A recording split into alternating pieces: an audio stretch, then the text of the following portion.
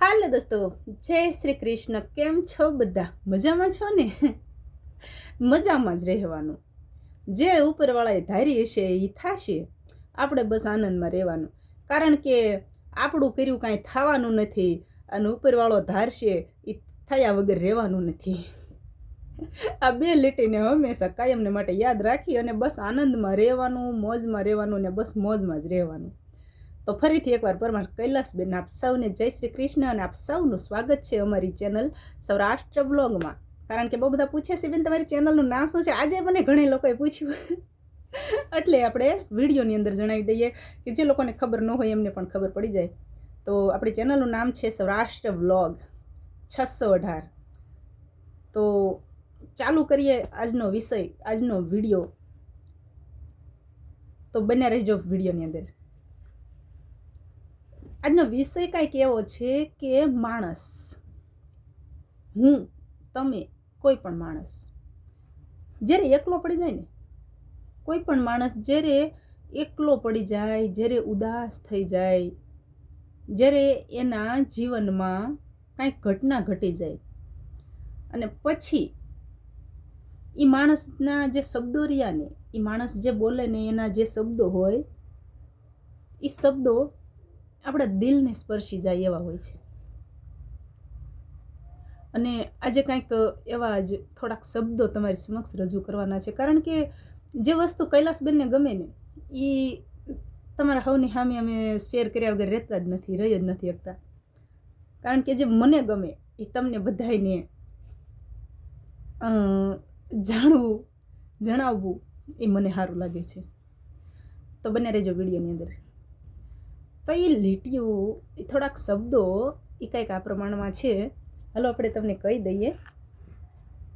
અને જો વિડીયો ગમે ને તો ચોક્કસ કોમેન્ટ, એક કોમેન્ટ ખાલી કરજો. કારણ કે જે તમારી કોમેન્ટ રહીને એ ખરેખર અમને આનંદ અપાવે છે. તો એ શબ્દો કંઈક આ પ્રકારના છે કે હું ક્યાં હવે કોઈને કંઈ ફરિયાદ કરું છું. હું ક્યાં હવે કોઈને કાંઈ ફરિયાદ કરું છું. જે ભૂલી ગયા અમને એને હું પણ ક્યાં યાદ કરું છું. જિંદગીની રમતમાં હાર જીત તો થયા જ કરે. હારેલી બાજીને ફરી હું ક્યાં યાદ કરું છું. જે મળે એને હું પ્રેમથી સાચવી લઉં છું. જે મળે એને હું પ્રેમથી સાચવી લઉં છું. જે ગયા એનો ક્યાં હું હિસાબ કરું છું. તે જેવું આપ્યું એવું જીવન અમે જીવી ગયા. તે જેવું આપ્યું એવું જીવન અમે જીવી ગયા. હવે કંઈ દુઃખ આવે તો ઈશ્વરને જ ફરિયાદ કરું છું. જે થયું ને જે થશે તે સારું જ થશે. કોઈની સાથે હું ક્યાં વાદ કે વિવાદ કરું છું. છે ને જોરદાર શબ્દો. અને ખરેખર આ શબ્દો રહ્યા ને, આવા શબ્દો એમનામ નથી આવતા. આવા શબ્દો માટે, આવા શબ્દોને બહાર કાઢવા માટે આ દિલને બહુ દુઃખ પીડ્યું હોય છે, તઈ જઈને આવા શબ્દો બહાર નીકળ્યા હોય છે. અને તમારે જોવાનું, જીવનમાં અનુભવ રહ્યો ને એ આપણે જ્યારે ચેનલ શરૂઆત કરીને ત્યારે પણ એક ભાઈ હતા, ઇકબાલભાઈ નામ હતું એમનું. અને એમણે મને એક વિડીયાની અંદર કોમેન્ટ કરી કે બેન તમને આવું બધું કોણ શીખવાડે છે? તમે આવું બધું ક્યાંથી ખોળી લાવો છો?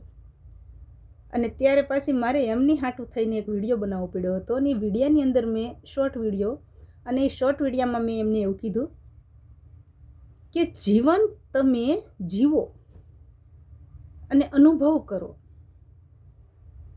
અનુભવ કરશો ને તો બધું જ આવડશે.